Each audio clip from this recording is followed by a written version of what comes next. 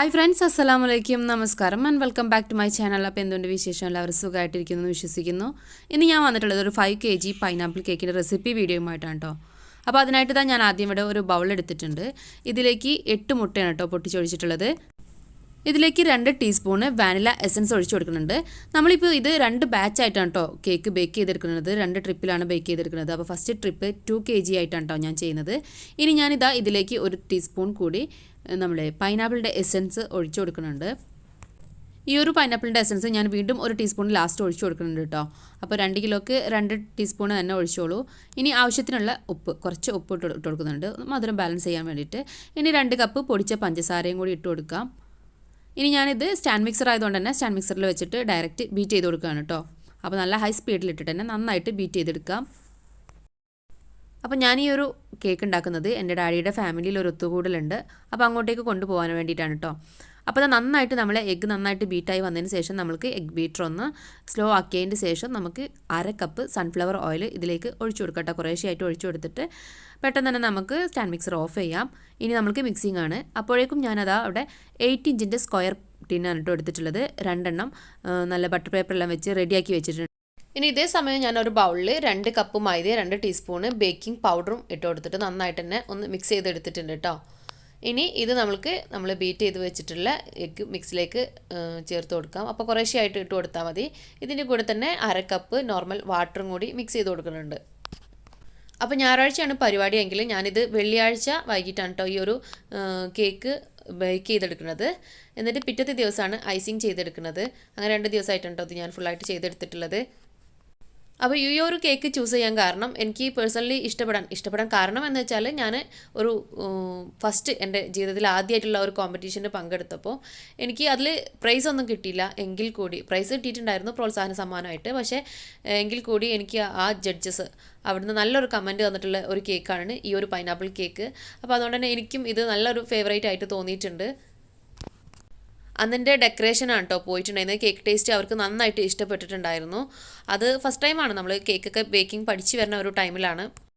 അപ്പോൾ ബാറ്റർ ഫുള്ളായിട്ട് തന്നെ 2 ടിന്നിലേക്ക് ഈക്വലായിട്ട് ഒഴിച്ചു കൊടുത്തതിന് ശേഷം നന്നായിട്ട് ഇതുപോലെ ലൈൻ ചെയ്ത് കൊടുക്കുക. എന്നിട്ട് നന്നായിട്ട് ടാപ്പ് ചെയ്ത് കൊടുക്കുക. ഇനി നമ്മൾ നേരത്തെ പ്രീ ഹീറ്റ് ചെയ്തിട്ടുള്ള ഓവനിലേക്ക് 180 ഡിഗ്രിയിൽ ഒരു 30 മിനിറ്റ് ഇത് രണ്ടും കൂടി ഒരുമിച്ച് ബേക്ക് ചെയ്തെടുക്കുക കേട്ടോ. സ്റ്റൗ ടോപ്പിൽ ചെയ്യുന്നവർക്കും സെയിം ടൈമിൽ തന്നെ ഇതുപോലെ ചെയ്തെടുക്കാം.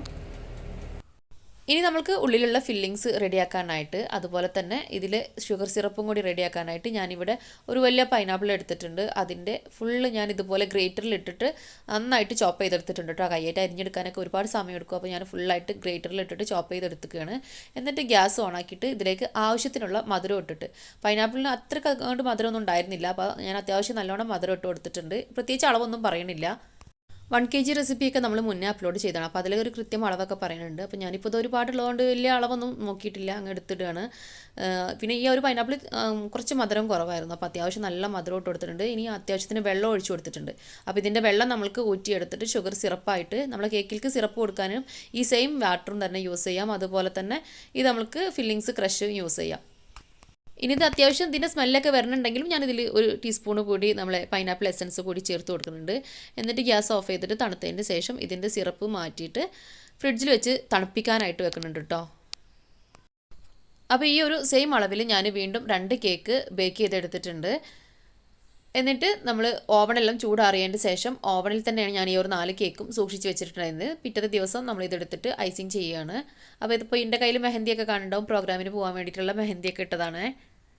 പിന്നെ ഒരു കേക്ക് ഉണ്ടാക്കുന്ന മുന്നേ തന്നെ നമ്മൾ ഷോപ്പിലേക്ക് കേക്ക് ബോർഡ് വിളിച്ച് ചോദിച്ചിട്ടുണ്ടായിരുന്നു. അപ്പോൾ അവരോട് ഉണ്ടെന്ന് പറഞ്ഞു. ഞാൻ കേക്ക് ബേക്ക് ചെയ്ത് കഴിഞ്ഞിട്ട് ഷോപ്പിൽ വാങ്ങാൻ പോകുന്ന നേരത്ത് അവിടെ ആ ഒരു സെയിം ബോർഡ് ഇല്ല കേട്ടോ. കാരണം ഈ ഒരു കേക്ക് നമുക്ക് അറേഞ്ച് ചെയ്യാനായിട്ട് 5 kgയുടെ കേക്ക് ബോർഡ് വേണം. അപ്പോൾ അതുകൊണ്ട് തന്നെ ബോർഡ് അവിടെ ഇല്ല എന്ന് പറഞ്ഞു. അപ്പോൾ ഇതെൻ്റെ കയ്യിൽ മുന്നേ ഉണ്ടായിരുന്ന ഒരു ബോർഡാണ്. ഇത് നമ്മൾക്കൊരു കസ്റ്റമർ ഒരു കേക്ക് ഓർഡർ തന്നിട്ടുണ്ടായിരുന്നു 5 കിലോൻ്റെ. പക്ഷെ അത് അവർക്ക് എന്തോ കാരണവശാൽ അത് അവർ ക്യാൻസൽ ചെയ്തു. അപ്പോൾ അവർക്ക് വേണ്ടിയിട്ട് നമ്മൾ വാങ്ങി വെച്ചിട്ടുണ്ടായിരുന്ന ബോർഡാണ്. അപ്പോൾ ഇങ്ങനത്തെയൊക്കെ ബോർഡുകൾ നമ്മൾ കുറച്ചധികം കാലം എടുത്തു വെച്ചിട്ടുണ്ടെങ്കിൽ പെട്ടെന്ന് അതിൻ്റെ കളർ ഫെയ്ഡായിട്ട് പോവും. പിന്നെ നമ്മൾക്കത് യൂസ് ചെയ്യാനായിട്ട് പറ്റില്ല. അപ്പോൾ ഞാൻ എന്ത് കരുതി, ഇത് കഴുകിയെടുത്തിട്ട് ഇതിൻ്റെ ബാക്ക് സൈഡാണ് ഇപ്പോൾ യൂസ് ചെയ്യുന്നത് കേട്ടോ. മറ്റേ സൈഡിൽ വെച്ചിട്ടുണ്ടെങ്കിൽ പിന്നെ നമ്മളെ കേക്ക് ബാക്കി ഭാഗം കാണും. ഇത്തിരി ഭാഗമാണെങ്കിലും അതവിടെ അങ്ങനെ ഫെയ്ഡായിട്ട് കാണുമ്പോൾ ഒരു വൃത്തിയായിട്ടല്ലേ. അപ്പോൾ ഞാനിതിൻ്റെ ബാക്ക് സൈഡാണ് യൂസ് ചെയ്തിട്ടുള്ളത്. പിന്നെ അത് നമ്മൾ കട്ട് ചെയ്ത് കഴിക്കാനുള്ളതാണല്ലോ. അപ്പോൾ ഞാനിപ്പോൾ 4 കേക്കും ഓരോ കേക്ക് 3 ലെയർ വീതം 4 കേക്കും കട്ട് ചെയ്ത് വെച്ചിട്ടുണ്ട്. എന്നിട്ട് ഓരോ ലെയറും ഇതുപോലെ അറേഞ്ച് ചെയ്ത് കൊടുക്കുകയാണ് കേട്ടോ. അപ്പം എല്ലാം ഒരേ ലെവലിൽ അറേഞ്ച് ചെയ്യാനായിട്ട് നോക്കുക.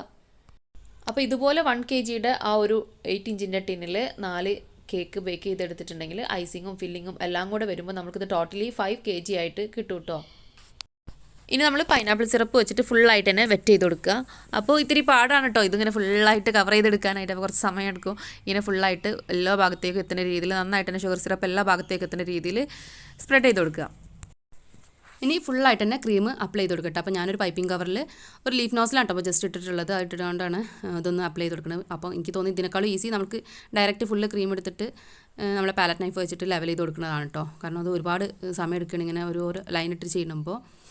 പിന്നെ ഞാൻ ഒത്തിരി ഫില്ലിങ്സ് ഒന്നും കൊടുത്തിട്ടില്ല കേട്ടോ. കാരണം ഇത് നമ്മൾ കഴിക്കുന്നവർ പ്രായമായവരും ഷുഗർ ഉള്ളവരൊക്കെ ഉണ്ടാവും പ്രോഗ്രാമിൽ. അപ്പോൾ എല്ലാവർക്കും കേക്ക് കഴിക്കണമെന്നും ആഗ്രഹമുണ്ട്. അപ്പോൾ ഒത്തിരി ഞാൻ കട്ടിയിലൊന്നും ക്രീം കൊടുത്തിട്ടില്ല. ഫില്ലിങ്സാണ് നന്നായിട്ട് ഇട്ട് കൊടുത്തിട്ടുള്ളത്. പിന്നെ ക്രീമിലൊന്നും ഞാൻ എക്സ്ട്രാ ഷുഗർ ആഡ് ചെയ്തിട്ടില്ല കേട്ടോ. കാരണം നമ്മൾ ഷുഗർ സിറപ്പിലും അതുപോലെ തന്നെ നമ്മളെ ഫില്ലിങ്സും ഒക്കെ ഒത്തിരി മധുരത്തിലായിരിക്കും ഉണ്ടായിട്ടുണ്ടാവുക. പിന്നെ ഇതുപോലെ സ്പ്രെഡ് ചെയ്യുന്ന ടൈമിൽ നമ്മൾ കേറ്ററൊക്കെ ഉണ്ടാവും. കാരണം 4 കേക്കുകൾ ഒരുമിച്ച് കട്ട് ചെയ്ത് വെച്ചിരിക്കല്ലേ. അപ്പോൾ അതൊക്കെ നന്നായിട്ട് ലെവൽ ചെയ്ത് കൊടുത്തതിന് ശേഷം ക്രീം നന്നായിട്ട് തേച്ച് കൊടുക്കുക. അതിനുശേഷം ഫില്ലിങ്സ് അവിടെ ഇവിടെ ആയിട്ട് ഇട്ട് കൊടുക്കുന്നുണ്ട്. അപ്പോൾ ഇങ്ങനെ സ്പൂണിൽ വാരി ഇട്ട് കൊടുക്കണം കേട്ടോ. അപ്പോൾ ഞാൻ ഇട്ട ആ ഒരു പാത്രത്തിൽ തന്നെ എടുത്തിട്ടുള്ളത്. എന്നിട്ട് നന്നായിട്ട് തന്നെ ഇതുപോലെ സ്പ്രെഡ് ചെയ്ത് കൊടുക്കുന്നുണ്ട്. അപ്പോൾ എല്ലാ ഭാഗത്തേക്കും സ്പ്രെഡ് ആവണില്ല. അപ്പോൾ ഞാൻ വീണ്ടും സ്പ്രെഡാക്കിയിട്ട് ആവാത്ത ഭാഗത്തേക്ക് വീണ്ടും ഇതുപോലെ തന്നെ പിന്നെ പൈനാപ്പിൾ ഫില്ലിങ്സ് വെച്ച് കൊടുക്കുന്നുണ്ട് കേട്ടോ. നല്ല കട്ടിക്ക് തന്നെയാണ് ചെയ്ത് കൊടുത്തിട്ടുള്ളത് ഫില്ലിങ്സ്. അപ്പോൾ നല്ലൊരു ഫീഡ്ബാക്കാണ് കേട്ടോ ഈ ഒരു കേക്കിന് കിട്ടിയിട്ടുണ്ടായിരുന്നത്. എല്ലാവർക്കും നല്ലതായിട്ട് ഇഷ്ടപ്പെട്ടിട്ടുണ്ടായിരുന്നു. കാരണം നമ്മളിത് ഒരിക്കലും കേക്കിൽ പൈനാപ്പിളൊക്കെ കൊടുക്കുന്ന ടൈമിൽ ഡയറക്റ്റ് പൈനാപ്പിൾ കട്ട് ചെയ്തിട്ട് ഇട്ട് കൊടുക്കരുത്. നല്ല കയ്പ്പ് ടേസ്റ്റ് ആവട്ടോ. അപ്പോൾ വരിക ഇതുപോലെ വിളയിച്ചിട്ട് എടുക്കുകയാണെന്നുണ്ടെങ്കിൽ അതുപോലെ തലേ ദിവസം തന്നെ ഫ്രിഡ്ജിലെല്ലാം തണുപ്പ് ആയിട്ട് സെറ്റായിട്ട് വെക്കുകയാണെന്നുണ്ടെങ്കിൽ കേക്കിൽ നല്ല ടേസ്റ്റ് ആയിരിക്കും. ഇനി നെക്സ്റ്റ് ലെയർ നമ്മൾ ഇതുപോലെ തന്നെ അറേഞ്ച് ചെയ്ത് കൊടുക്കുക. പിന്നെ ഈ ഒരു കേക്ക് ഞാൻ തലേ ദിവസം തന്നെ റെഡിയാക്കി വെക്കുന്നുണ്ട്. രാത്രി ആകുമ്പോഴേക്കും റെഡിയാക്കി വെക്കുന്നുണ്ട്. അപ്പോൾ ഞാനിത് ഫ്രീസറിലാണ് കേട്ടോ. നമ്മൾ ഐസ്ക്രീം ഫ്രീസർ ഉണ്ടല്ലോ അതിലാണ് സ്റ്റോർ ചെയ്ത് വെക്കണത്. കാരണം ഇത് ഫ്രിഡ്ജിൽ എന്തായാലും കയറില്ല. അപ്പോൾ അതുകൊണ്ട് തന്നെ ഐസ്ക്രീം ഫ്രീസറിലാണ് റെഡിയാക്കി വെക്കണത്. ഞാൻ ഇതുപോലെ നമുക്ക് ഓർഡറുള്ള ടൈമിൽ ഞാൻ ചെയ്യാറുള്ളത് കൊടുക്കണതിൻ്റെ ഒരു 2 മണിക്കൂർ മുന്നൊക്കെ സെറ്റ് ചെയ്തിട്ട് ഫ്രീസറിൽ ഐസ്ക്രീം ഫ്രീസറിൽ വെച്ചിട്ട് കൊടുക്കുകയാണ് ചെയ്യാറ്. പക്ഷേ ഈ ഒരു പ്രോഗ്രാമിന് നമ്മൾക്കും കൂടി പോകേണ്ടത് കാരണം ഇത് തലേ ദിവസം ചെയ്ത് വെച്ചാൽ നമുക്ക് കാലത്ത് നേരത്തെ എഴുന്നേറ്റ് പോകാനായിട്ട് പറ്റുള്ളൂ. ഇനി ഇതാ ഫുള്ളായിട്ട് ക്രം കോട്ട് ചെയ്തെടുത്തിട്ടുണ്ട്. ക്രം കോട്ടൊക്കെ കണ്ടല്ലോ ഞാൻ വളരെ ക്രീം കുറച്ചിട്ടാണ് ക്രം കോട്ടെല്ലാം ചെയ്തെടുത്തിട്ടുള്ളത്. അതിൻ്റെ മുകളിൽ ഫൈനൽ കോട്ട് ചെയ്ത് കൊടുക്കുകയാണ്. പിന്നെ സൈഡിലൊക്കെ ആയിട്ട് റോസറ്റ ഡിസൈനാണ് കേട്ടോ കൊടുക്കുന്നത്. പിന്നെ തലേ ദിവസം തന്നെ ഫ്രീസറിൽ വെച്ച് സെറ്റ് ചെയ്തുകൊണ്ട് ഇത്തിരി ടെൻഷൻ ഉണ്ടായിരുന്നു. കാരണം നമ്മൾ ഒരു ഓവർനൈറ്റ് ഫുള്ള് ഫ്രീസറിൽ ഇരിക്കില്ല. അപ്പോൾ ആ ഒരു കേക്കിൻ്റെ അവസ്ഥ നമുക്ക് എന്താണെന്ന് അറിയില്ല. എങ്കിൽ കൂടി എനിക്ക് കുറച്ച് ടെൻഷൻ ഇല്ലാഞ്ഞിരുന്നത് കാരണം നമ്മളിത് 1.5 മണിക്കൂർ ട്രാവൽ ചെയ്തിട്ടാണ് നമ്മളിത് കൊണ്ടുപോകുന്നത്. അപ്പോൾ പിന്നെ ആ ഒരു ടൈമൊക്കെ പുറത്തിരിക്കുകയല്ലേ കേക്ക്. അപ്പോൾ പിന്നെ വലിയ ടെൻഷൻ ഉണ്ടായിരുന്നില്ല. അതുകൊണ്ട് തന്നെ എനിക്ക് തോന്നുന്നു ഫ്രീസറിൽ വെച്ച് നന്നായി. അതുകൊണ്ട് തന്നെ കേക്ക് നമ്മൾ അവിടെ എത്തുമ്പോൾ ഹോളിൽ എത്തിയിട്ട് കട്ട് ചെയ്യുമ്പോഴും നല്ല തണുപ്പുണ്ടായിരുന്നു. കേക്കിൻ്റെ ഉള്ളിലത്തെ ഫില്ലിങ്സ് ഒക്കെ നല്ല തണുപ്പിൽ തന്നെ നിന്നിട്ടുണ്ടായിരുന്നു. പിന്നെ അവിടെ എത്തിയതിൻ്റെ ശേഷം നമ്മളിത് ഫ്രീസറിൽ തന്നെയാണ് കേട്ടോ കയറ്റിയിട്ടുണ്ടായിരുന്നത്. ഇതുപോലെ നന്നായിട്ട് തന്നെ പാലറ്റ് നൈഫ് വെച്ചിട്ട് ഒന്ന് ലെവൽ ചെയ്തെടുത്തിട്ടുണ്ട്. പിന്നെ ഓവറായിട്ട് ഞാൻ ഫിനിഷിംഗ് ഒന്നും കൊടുക്കാൻ നിന്നിട്ടില്ല. ഇതുപോലെ ഓയിൽ ബ്രഷ് വെച്ചിട്ട് സൈഡൊക്കെ ഇതുപോലെ ഫുള്ളായിട്ട് കവർ ചെയ്തെടുത്തു. അതുപോലെ മുകളിൽ ഞാൻ പാലറ്റ് നൈഫ് വെച്ചിട്ട് ലൈൻ ഇട്ട് കൊടുക്കുകയാണ് കേട്ടോ ചെയ്തിട്ടുണ്ടായിരുന്നത്.